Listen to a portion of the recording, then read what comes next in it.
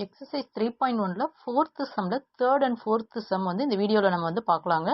3rd some என்னன்னா 4x plus 3y into 4x plus 5y இது வந்து கொடுத்துருக்காங்க. இதை வந்து இந்த சேம் ஃபார்முலாவில் வந்து இது பண்ணி நம்ம இது வந்து ப்ராடக்ட் வந்து கண்டுபிடிக்கணும். இப்போ 3rd சம் வந்து 4x plus 3y into 4x plus 5y இருக்குது. நெக்ஸ்ட் வந்து ஃபார்முலா எழுதுகிறோம். ஃபார்முலா வந்து x plus a into x plus b is equal to x square plus x into a plus b plus ab. இந்த ஃபார்முலாவை use பண்ணி தான் நமக்கு வந்து என்ன செய்ய சொல்லியிருக்காங்கன்னா எக்ஸ்பாண்ட் பண்ண சொல்லியிருக்காங்க. ஸோ அதனால் அந்த ஃபார்முலா எழுதிக்கிட்டேன். இப்போ நெக்ஸ்ட் வந்து என்னென்னா கிவன் சம் வந்து எழுதிக்கிறோம். 4x plus 3y into that value எழுதியாச்சு.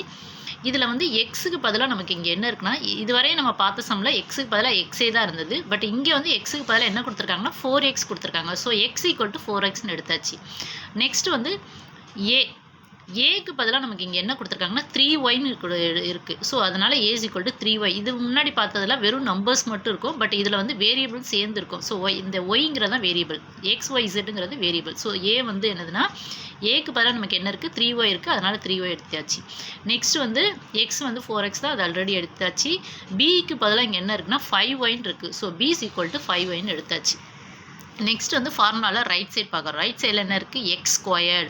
ஸோ எக்ஸுக்கு பதிலாக நம்ம என்ன எடுத்திருக்கோம் 4x. ஸோ 4x அதை வந்து ப்ராக்கெட்டுக்குள்ளே போட்டு இந்த ஹோல் ஸ்கொயர் போட்டாச்சு ப்ளஸ் எக்ஸ் இன்ட்டு ஏக்கு பதிலாக என்ன இருக்குது 3y ப்ளஸ் பிக்கு பதிலாக என்ன இருக்குது 5y அதை போட்டாச்சு ப்ளஸ் அகெயின் வந்து என்ன பண்ணுறோன்னா ஏக்கு பதிலாக 3y இன்ட்டு 5y. அங்கே வந்து மைனஸ் இருக்கனால தனித்தனி ப்ராக்கெட்டாக எழுதணும். நமக்கு வந்து இங்கே வந்து மைனஸ் இல்லைனால ஒரே ப்ராக்கெட்டில் எழுதியாச்சு.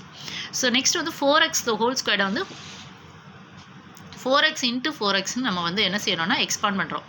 4x into 4x plus X into இது ரெண்டுமே வந்து ஒய் சேம் வேரியபிள் இருக்கிறதுனால இதை வந்து ஆட் பண்ணுறோம். 3 + 5 ஆட் பண்ணோம்னா 8. அந்த ஒய் வந்து அப்படியே போட்டுக்கிறோம். இது ரெண்டும் சேமாக இருக்கிறதுனால தான் ஆட் பண்ணுவோம். சப்போஸ் இங்கே எக்ஸு இங்கே ஒய்ன்னு இருந்தால் அதை ஆட் பண்ண முடியாது. ஸோ 3y + 5yனா நார்மலாக அடிஷன் மாதிரி என்ன பண்ணுவோம் 3 + 5னா என்ன வரும் 8.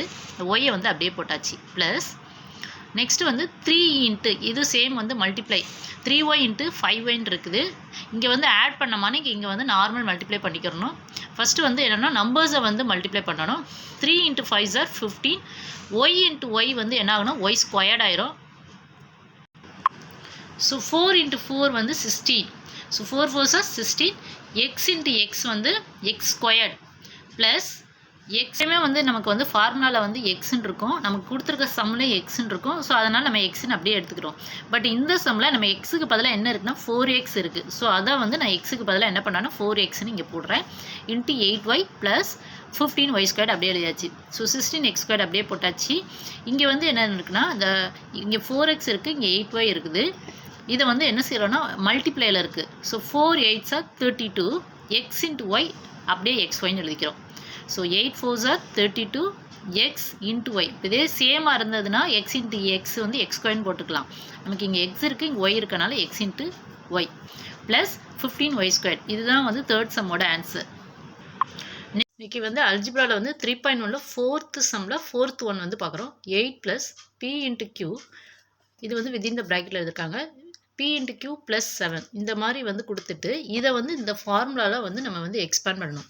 x + a × x + b is equal to x² + x × a + b + ab. இந்த இதில் வந்து x + a × x + b அந்த ஃபார்மெட்டில் நமக்கு இல்லை. ஸோ அதனால் வந்து நம்ம என்ன பண்ணுறோன்னா அந்த ஃபார்மெட்டுக்கு கொண்டு வரோம். ஜஸ்ட்டு வந்து என்ன பண்ணுறோன்னா இந்த p × q வந்து ஃபஸ்ட்டில் எழுதிட்டு 8 வந்து செகண்டில் எழுதுகிறோம். ஸோ அப்போ வந்து இது வந்து நமக்கு என்ன ஃபார்மெட்டில் வந்துடுதுன்னா x + a ஃபார்மெட்டுக்கு வந்துருச்சு. செகண்ட் இது வந்து செகண்ட் டேர்ம் வந்து ஆல்ரெடி அப்படியே தான் இருக்குது. x + b ஃபார்மெட்டுக்கு p × q + 7 ஃபார்மெட்டில் இருக்குது.